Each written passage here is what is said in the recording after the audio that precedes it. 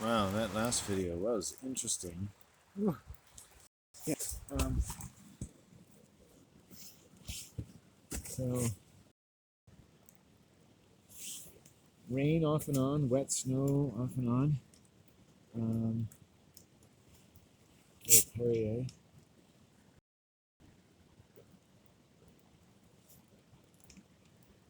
Don't hate me because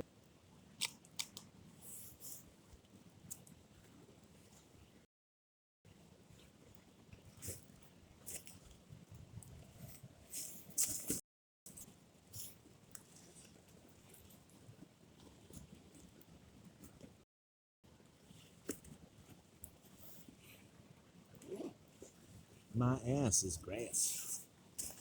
You probably don't like this, so I will. My ass is grass. My ass is grass. So yeah,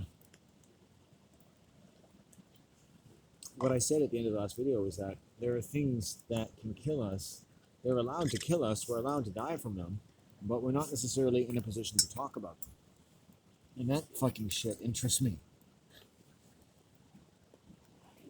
Now, what else interests me?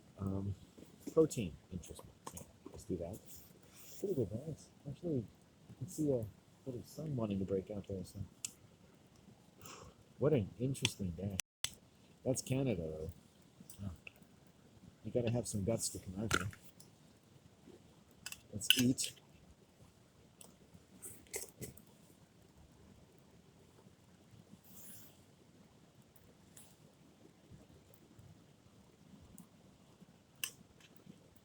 That'll be good. I should buy banana peppers.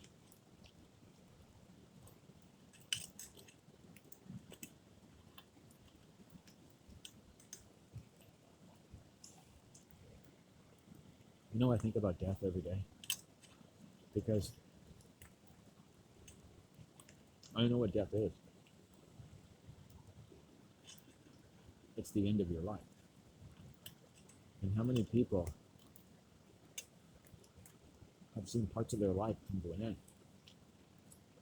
violently?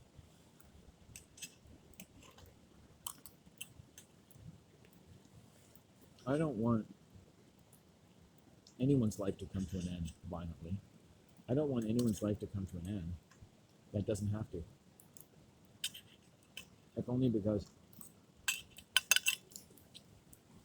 in nature, life comes to an end all the time. And then it comes back. I can feel death in my body every day. It's the chill from nature and the chill from humans. So while walking, I get a kind of thermal treatment that brings out everything that chills my blood. And then I boil my blood when I get home. You see? I done boil my blood. I done boil it like a Mississippi mama. Sun's coming up. Here's to the sun. It's actually dawning. So here I'm talking about birth, and the sun's coming up.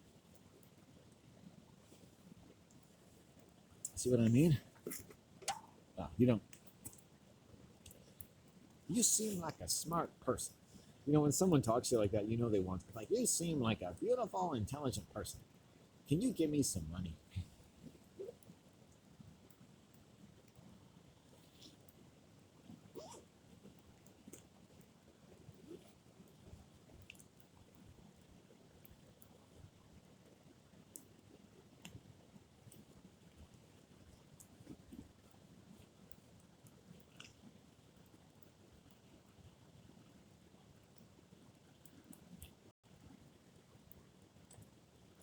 Yeah, this is the good stuff, the strong stuff.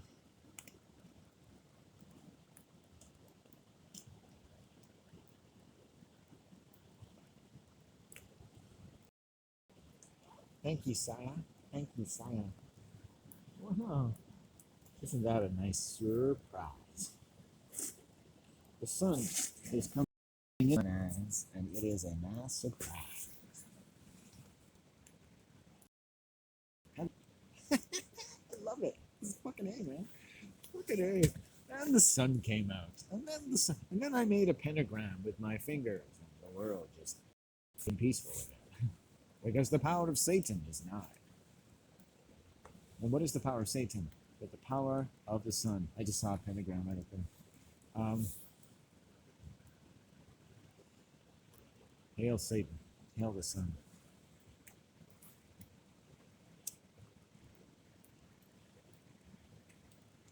Satanism is very complex. And granted, to every Satanist is probably a bit different, but Satanism is like the study of everything. And what things are really supposed to be, no matter what has had to happen to them, no matter how hard it is to imagine that something as beautiful as Satanism or as the truth, whether it be called Satanism or not, could be sublimated by human beings who quite rightly need to do so because of increasing and multiplicative orders of inducements supplied by the sheer number of people suffering from those inducements. You take the human mind and how powerful it is and what it can do, and to take nothing away from the greatness of each of you and your family. And then you put it through certain paces, you know, human beings can then have weaknesses. They can have compulsions. They can have ways that they and many other people are going to have some kind of violent dalliance in order to move to the other side of a violent world, which is never going to become peaceful as long as peace is just as inviolate, is a false peace. If violence is inevitable, it can never be peaceful. And all violence is inevitable. Right? Your group, in your family, violence should not be inevitable.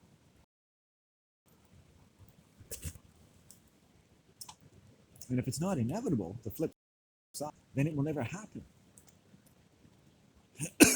Right? So if violence isn't inevitable in your family, it means it will never happen. If it has happened, okay, then violence is now inevitable in your family. And by extension, society.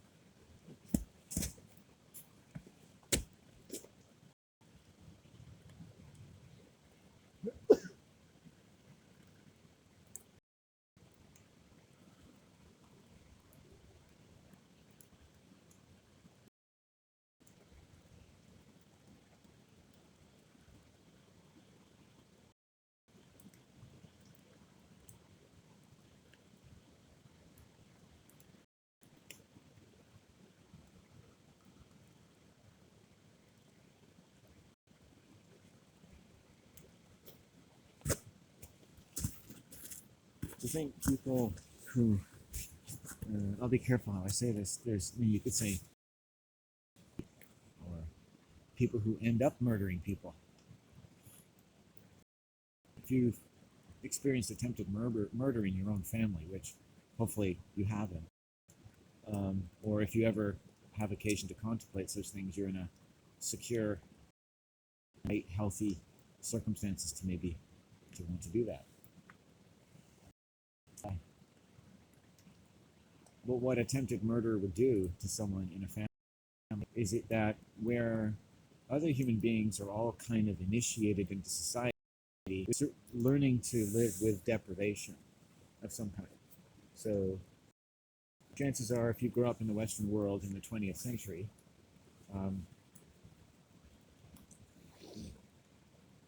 your first kind of therapy was deprivation. And it's such a common thing among white people that I never really want to call it that. but white culture is a very successful deprivation therapy. You know, their white waspy parents might be like, "Oh, the elimination diet," or their white doctors might be, "Oh, you don't want to do eating for your blood type. That's dangerous." But really, the most dangerous thing is the um, deprivation, initiation of human beings in white society. I feel very smart. I can sit here, I can relax, have a joint, eat some food, gather my things out, get up and go. It's, also if other people come along, I'm not taking up too much time or space in a very popular location.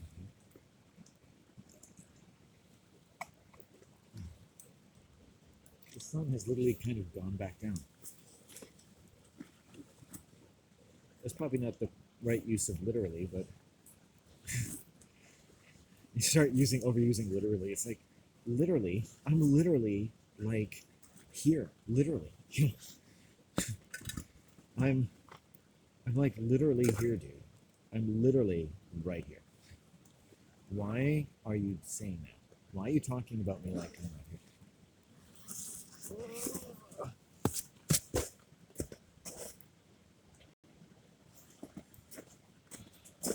Hey, I can wear my hat now.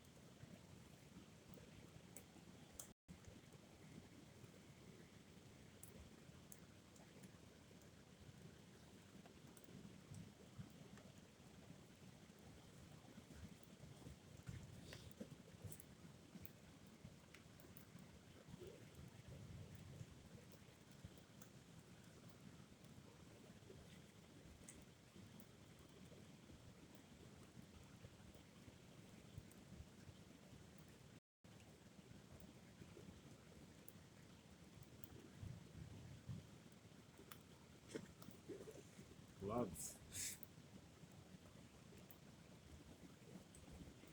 Gloves good.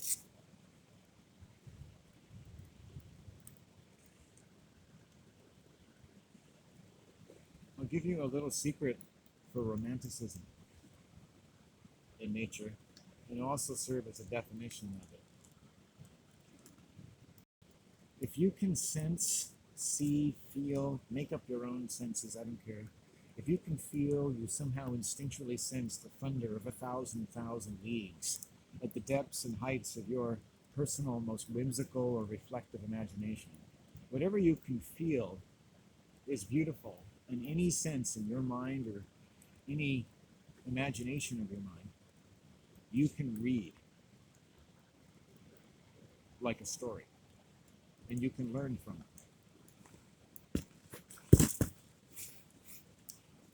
In that sense, humans don't need the media.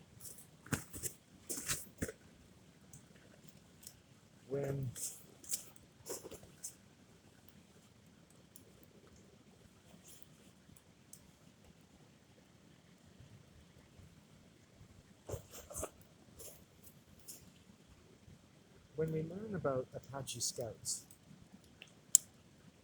a little bit, just through white people, maybe there's some living Apache.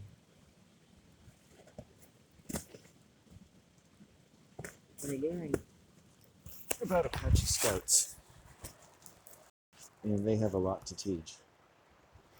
We learn that any kind of human survival is based on how everything has a signal. Everything's communicating something. So that ostensibly you could read the paw print of a bear and know if they were hungry or what they had eaten or whether they, you could tell all kinds of things about them, whether they were all kinds of things, because every step you take leaves a wide range of information through tens of thousands of sensory nerves in your feet between you and the earth. So the earth is never out of contact with you. Okay? Imagine all the meaning that you can pick up in anything, let's call it theoretical knowledge, that vertical knowledge for the brain that can read and find meaning in anything. And not that you would find something so meaningful and so beautiful in some kind of romantic poem, but that just independently as a human being, beautiful, you could know and understand. So if you loved your mother, you would say, she's the most beautiful person you ever knew, right? Why? Because of what you knew in your brain, what you could read from beginning to end. Beautiful, everlasting, green, great, growing spirit of your mother, which is like the spirit of the earth. The earth is our mother because they have the same level of importance and power, and because we have felt and known the complete story of Mother Nature through our own mother and through the beauty of our mother to us. And you might say that that story tells you that it's unfolding, and it always likes to encourage you to make up new parts of the story. Not just to wait for them to happen, but certainly do that too, and let your life unfold as much as you can, and try to be a good observer and a good enjoyer of the extraordinary titanic intersections of good and evil or conflicted human survival that shouldn't be conflicted. Because if we all want to survive, why is there any other conflict? And this is where we come to a crossroads in, a kind of wave disruption in what humans are led to believe about what is possible or purposeful or inevitable about human conflict, based on how we think about our origins and our basic relationship with nature. So there's nothing I see in a child's origins in a mother's womb that means that they should expect to live in a violent world, for instance, because the story of the mother and the story of the Mother Earth is peace and cooperation. This is where great women have told us the spirit of the woman is the spirit that can counteract all male violence. The spirit of equality, of equilibrium, of a truly, I don't like the word, but egalitarian existence. Now, I'm not saying this is all and absolutely true because such and such a woman says so, or because, but it's as true as I need it to be for now, because and I flatter myself to think that women would be impressed with my erudition and my hunger and my sincerity. But some would already have their hackles up, and you're brave, courageous, beautiful, or handsome wolves who aren't convinced that I'm not a complete misogynist and are waiting for the next shoe to drop. I do have a selfish interest in the story that I'm telling, because I feel obliged at this, and if I work for anything, is to always to being a bit of a feminist, and to be a bit gay, and to be a bit of a lesbian, which is probably the hardest thing to do, because I'm probably really no right to say that I know what a lesbian feels like. And that's the wonderful thing. I've never enjoyed being more different than someone than I am from a lesbian, because I met a lesbian on the trail today, and they are just damn well the best fucking energy that I pass. I'm not looking, take off all sex, take off all bias. I don't know these people, but they're just next to men. Men are my most preference, but the lesbian female is certainly the nicest to pass by on these trails. They just must so pleasantly be occupied with things other than most other women. And I enjoy it. I'm so glad for you. I just like to see a book of like what lesbians do about, and think all day, which I'm pretty sure is not blah, blah, blah, I'm a lesbian, blah, blah, blah, I'm a lesbian, lesbian. It's just, they're really great people. You know, they should just make a book full of essays by lesbians and call it Essays by Really Incredible People You'll Never Guess Who. You know, and I'll be like, this is written by a lesbian, wasn't it? Yeah, I love this shit. It's a book of lesbians, people. You should read this stuff, you know, because I like to fancy that I can pick up the voice of the author pretty well, and not in all books, but I think these lesbians would be so honest and clear in their voice that I would know everything I need to know about them, and they would be telling and talking knowledge and wisdom that told you who they were, and they were proud of who they were. And they were made of the ferocious fucking wisdom of their mothers and their mothers' mothers that has kept the human fucking race alive for fucking millions of years, motherfucker. Just like the fucking earth has, right? Hail Satan. Now, for some Satanists, women are not a big deal to them. Now, I'm going to take the time in privacy so I don't disrespect those people at all, who they are, because you all got to kind of survive, I guess, the way you need to. I don't have to agree with it, but not all Satanists, or people call them, really think the same way about females. Although I can't claim to know how another man completely thinks. You know, what you know about a man's mind is just somewhere you go on the way to finding what their mind is truly composed of. It's like going to a canyon for the first time and thinking you know the entire expanse. But it takes time to get to know a man's mind. But as much, it literally has been related to me in some satanic minds. Women don't seem to figure very prominently, other than as kind of crapped out of the asshole of Satan. And I could kind of understand. I can. I mean, having met people, on the earth, how people's beliefs have to be able to tend to things that you might not like, because it represents very powerful things about what they've really emotionally seen and experienced. Right? And if I told you that that particular person, I'm not naming them, was routinely raped by an older male cousin, that his mother came out of the residential school system, So I respect power. This is also one of the most beautiful, powerful people I ever knew. I don't think he hated women. He liked to have sex with them, and he didn't care what happened to them or any prospective genetic material after that. He was very clear of everything that he did and said.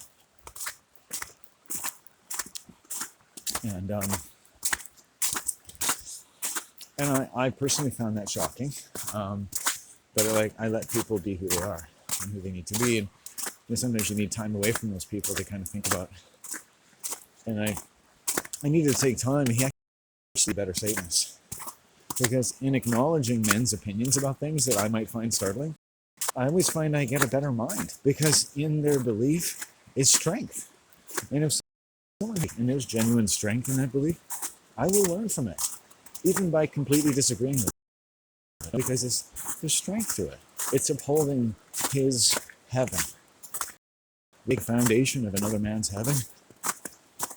And one day maybe that might build, and one day he might forgive his mother for the abuses she has suffered. Because the abuses of mothers become the abuse that they sometimes bring into a child's life.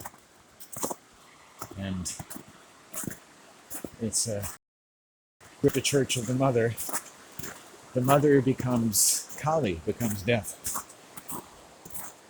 And the child is abandoned by Kali and set onto the path of death, into the road of death, which is neither one world or another, to wander through a fugue that would be broken only by death, which would be the same as life, whichever comes first. Because where you were was so different from either, and their natural interplay in the healthy articulation of the human flesh from within the most beautiful medium, and disposed to make the greatest and the most heavenly sounds in that medium of the waters of a mother's womb, which is what you did to come to earth. you sang a song. And that song was your spirit. And when you sang that song into your mother's womb, it made you. And it was a song of love for your mother. It was a song of love for your father. It was a song of love for the earth and stars. Love for life. Hunger for life. Like the fuck you would ever give any fucking ground. Because in that delightful, beautiful fucking song was all the fucking thunder of the earth. And of the stones, and of the trees, and of the roots of things that your history will never annihilate and has never silenced. Because as long as the mind can touch a little bit of beauty anywhere outside the prison bars of financial culture, you can breathe the pure ether that says, what up, bro? Don't worry, it's all okay. After all, you've learned to live in this fucking world, right? Right? And now you know that. You know what your immune system has done for you, that your teachers didn't do for you, your parents didn't do for you. You're the one that had to learn to live in this fucking world. That's fucked. And fucked up the ass by every measure, letting people die and kill themselves today. And as much as you can see the world as deadly. Deadly. Because if you've seen domestic violence, if you've seen the personalities and the powers that humans can descend to when they're drunk and even when they're not. As though every day we're just a different act and they can break into it whenever they wanted to with a new kind of character profile that had lowered inhibitions. This character, but this character isn't. So I can do this, this, and this. Boom. Back. I don't know what you're talking about. This character and many of the other characters change ambivalence to the emotions of other people, and they get away with it. It's like cancer. But never fear, underneath it all is denial, and underneath that is fear and shock, just as much as any of us could have, as we forge for each other a mosaic of, yes, maybe the most beautiful of worlds, if you want to think of it that way, if you can somehow relieve men of their sin and see them as perfect again. But I think we'll get there sooner than you will, by relieving them of their sins, as it were, debts which they should never have been burdened with to begin with by your fucking God. Well, but thank you anyway. The first thing the Christian missionaries did when they came to save the Africans is to convince them there was such a thing called death, and then to relieve them of it. WTF, to times 10 to the 200. Question mark. Right? White people and Christians have an incredible fascination with death, because if you grow up in white society, it's all about death. Separation from the father, separation from the mother, deprivation, deprivation, deprivation. It's, people think that a materialistic world, oh, people just have this thing for materials. It's like, no, they're investing their trust in materials. They're investing their needs and their unmet needs into material things, right?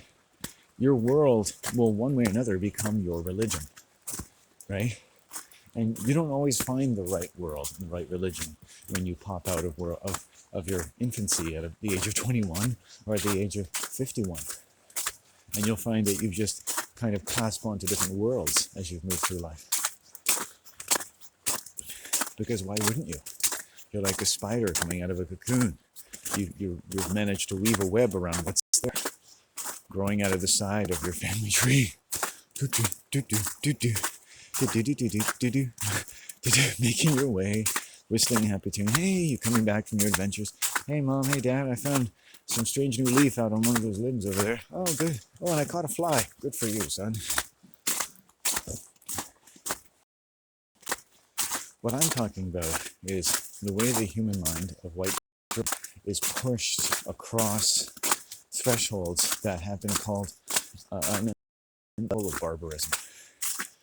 When people, thankfully, in the last few decades, started to try to quantify how sensitive the human mind is at different parts in our life.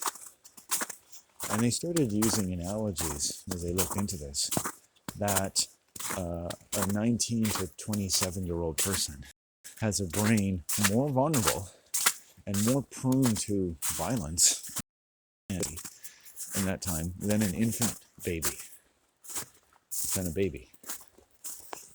And the world should have just stopped and stopped breathing for a second and just all went, uh-oh, and we could have all just adjusted this incredible mind, this incredible society, and we adjust for threats, we adjust for meteors, international wars, we adjust for everything, we adjust for this, we adjust for that. Let's adjust for that.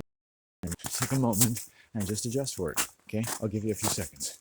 Let's all do it together. National Adjustment Day. You know, we adjust our clocks every year twice. We get everybody to live in a different time zone. So let's just adjust our minds around this fact. Okay, well, with all our wonderful wealth and power, let's set that down maybe, and maybe deal with some of the weaknesses that we have pushing that feat. Is there anyone out there that feels a little undermanned, a little shocked? Eyes? You didn't get up thinking you'd have to do that today to make a routine to reality, to preserve children from a barbaric torture after you've had the longest possible command over the range of their ability to voice or articulate, and without which articulation you might wish to hope, because millions do. You do not suffer what is called the neurotic effects of the silencing of your voice, so that you really care. You don't have a hunger or a pain or a sense of victimization that wants to say things and knows there are things to be said that come out maybe anger, but you don't know what they are. It doesn't seem anyone's prepared to hear what they are. And any kind of postage stamp size religion that's put on top of it is just a temporary anesthetic that exploits your vulnerability and the capacity to feel better when your mind goes into different orders of the suspension of disbelief. And magical words and people take things away. And how much it costs human beings. And how it helps them get into very things called industrial warfare. And they're so good at it, and they love it so much at a deep primal level, that they can't wait to join the army with every new lifetime. Did you know that there are spirits who are reincarnating as soldiers lifetime after lifetime? And they're addicted to it. They're just going to keep becoming soldiers over and over and over and over again, because they have a life-to-life neurosis, an obsession. Yeah, that's the only life for them. Right?